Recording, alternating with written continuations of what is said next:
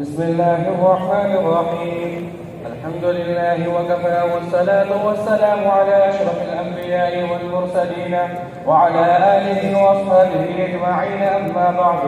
أقول أنا العبد عبد الوهاب بن مهربان حدثنا فضيلة الشيخ مولانا محمد سعد السدلي حفظه الله تعالى قال حدثنا فضيلة الشيخ مولانا محمد موسى روحاني البازج رحمه الله تعالى قال حدثنا فضيلة الشيخ مولانا علي محمد الجدلي رحمه الله تعالى قال حدثنا فضيلة الشيخ مولانا إعزاز علي الأمروي رحمه الله تعالى قال حدثنا فضيلة الشيخ مولانا محمد عبد المؤمن العثماني رحمه الله تعالى قال حدثنا فضيلة الشيخ شيخ الهند مولانا محمود حسن الدوبندي رحمه الله تعالى قال حدثنا فضيلة الشيخ حجة الإسلام مولانا محمد قاسم الناظري رحمه الله تعالى قال حدثنا فضيلة الشيخ مولانا عبد الغني المجددي رحمه الله تعالى قال حدثنا فضيلة الشيخ محمد إسحاق الجبلي رحمه الله تعالى قال حدثنا فضيلة الشيخ عبد العزيز الدهلوي رحمه الله تعالى قال حدثنا فضيلة الشيخ ولي الله المحدث الدهلوي رحمه الله تعالى وبالسند المتصل مني إلى الإمام محمد بن ماجه رحمه الله تعالى أنه قال حدثنا عثمان بن أبي شيبة قال حدثنا جرير عن منصور عن إبراهيم عن عبيدة عن عبد الله بن مسعود رضي الله عنه قال رسول الله صلى الله عليه وسلم إني لأعلم آخر أهل النار خروجا منها وآخر أهل الجنة دخول الجنة. رجل يخرج من النار حق فيقال له اذهب فادخل الجنة فيأتيها فيخيل إليه أنها ملأى فيرجع فيقول يا رب وجدتها ملأى فيقول الله اذهب فادخل الجنة فيأتيها فيخيل إليه أنها ملأى فيرجع فيقول يا رب وجدتها ملأى فيقول الله سبحانه اذهب فادخل الجنة فيأتيها فيخيل إليه أنها ملأى فيرجع فيقول يا رب إنها ملأى فيقول الله اذهب فادخل الجنة فإن لك مثل الدنيا وعشرة أمثالها أو قال إن لك مثل 10 أمثال الدنيا فيقول أتسخر بي أو قال تضحك بي وأنت الملك قال فلقد رأيت رسول الله صلى الله عليه وسلم الوحي حتى بدت نواجذه فكان يقال هذا أدنى أهل الجنة منزلا. وبه قال حدثنا هناد بن السري قال حدثنا ابو الاحوص عن ابي اسحاق عن يزيد بن ابي مريم عن انس بن مالك رضي الله عنه قال رسول الله صلى الله عليه وسلم من سأل الجنة 3 مرات قالت الجنة اللهم ادخله الجنة ومن استجار من النار 3 مرات قالت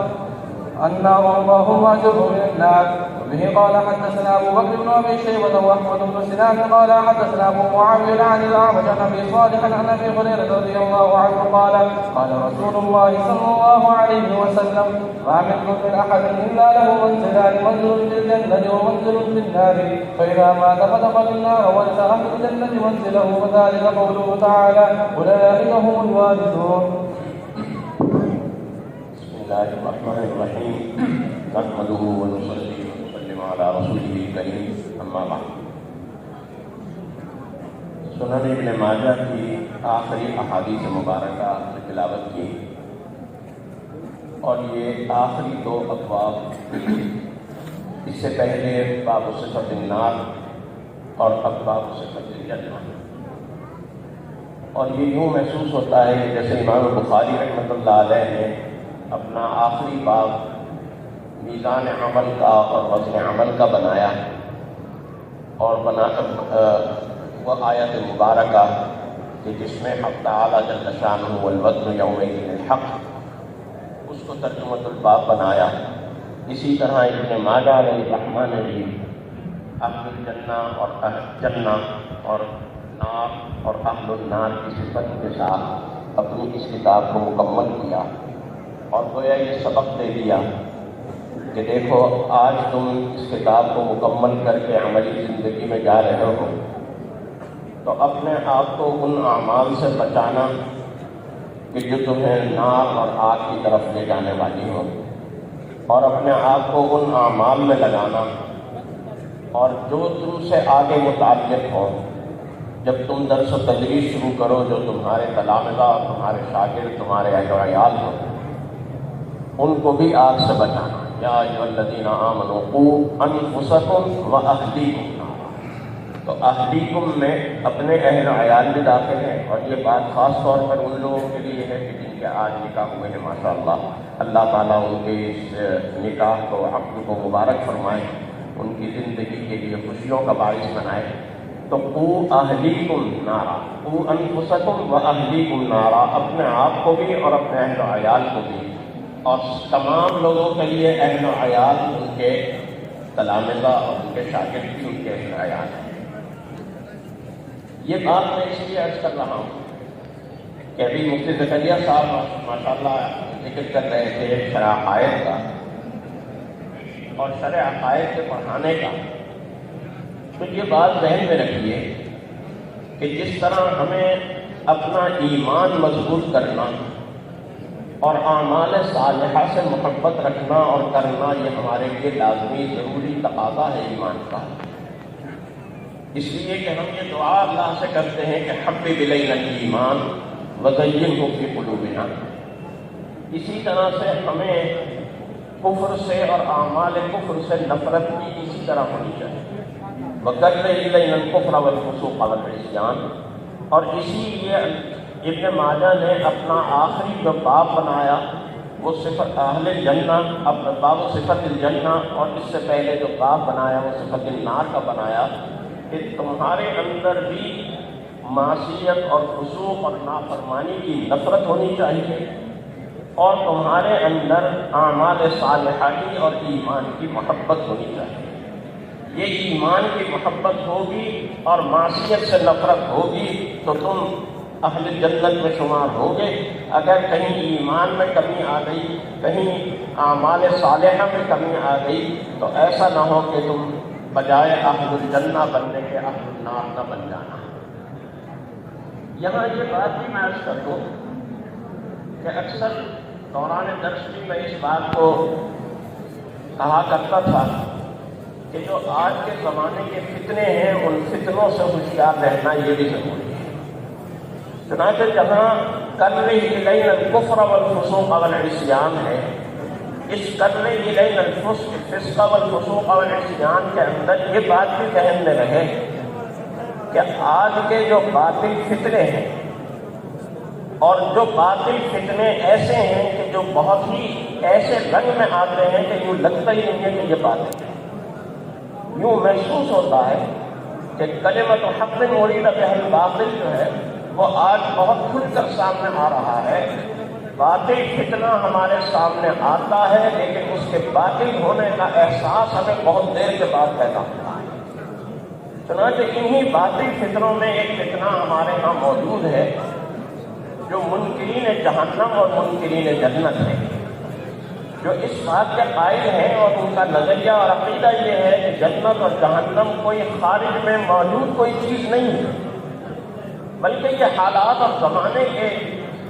اتار چڑھاؤ ہیں. اگر آپ کو اچھے حالات میسر ہیں، آپ پرسکون اور مطمئن زندگی گزار رہے ہیں تو یہ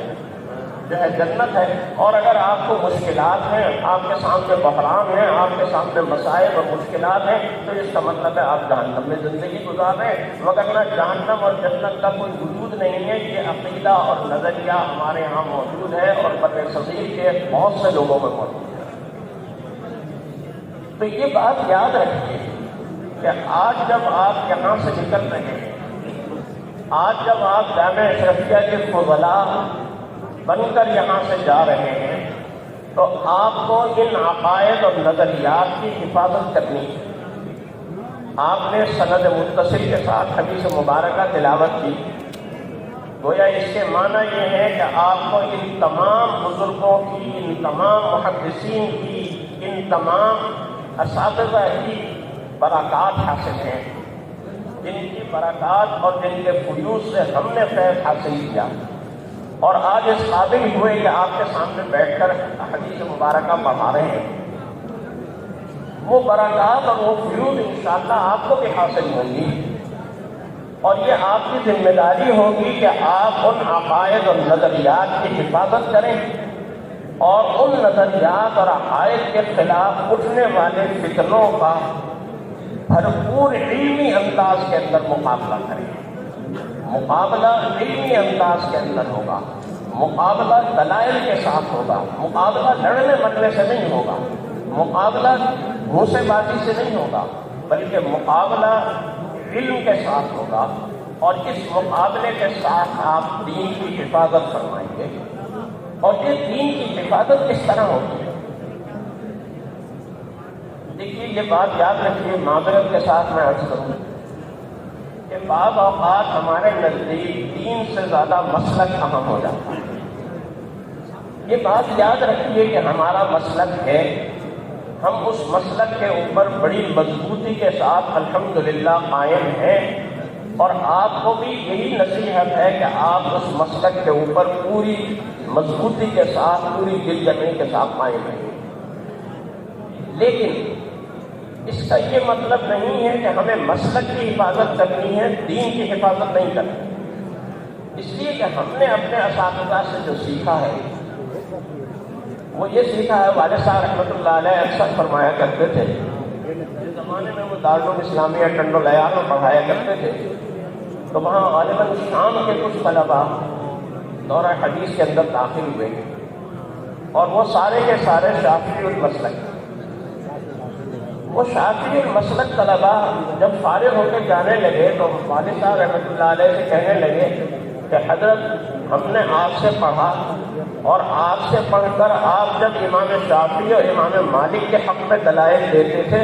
تو ہمیں یوں نہیں لگتا تھا کہ یہ کوئی حنفی شیخ بیٹھا ہے، ہمیں یوں لگتا تھا جیسے یہ کوئی شافعی یا مالکی شیخ بیٹھے اور امام شافعی اور امام مالک رحمہ اللہ کے حق میں دلائل دیتے۔ تو ہمیں یہ سبق سکھایا گیا، ہم نے اس ماحول میں تربیت حاصل کی ہے، اور آپ کو بھی یہی سبق سیکھنا ہے اور یہی بات کرنی ہے آگے کہ دین کی حفاظت کرنی ہے۔ اور اب آج یہ جو دستار آپ نے باندھ لی ہے اور یہ جو جبہ آپ نے پہن لیا ہے، یہ اس بات کی ضمانت ہے کہ نہیں ہے کہ آپ انشاءاللہ اس دین متین کے محافظ بنیں گے نا؟ یہاں مفتی زکریا صاحب نے اور مفتی احمد علی صاحب نے تو ایک ہی دفعہ کو بلوایا، لیکن میں 3 دفعہ کو بلواؤں گا، 3 دفعہ کہیں کہ ہم اس دین کی حفاظت کریں گے، ہم اس دین کی حفاظت کریں گے، ہم اس دین کی حفاظت کریں گے، اور اسے باطل فتنوں سے اور آلائشوں سے محفوظ کریں گے اور بچائیں گے۔ اللہ تعالیٰ مجھے بھی توفیق نصیب فرمائے اور آپ کو بھی توفیق نصیب فرمائے۔ وآخر دعوانا الحمدللہ۔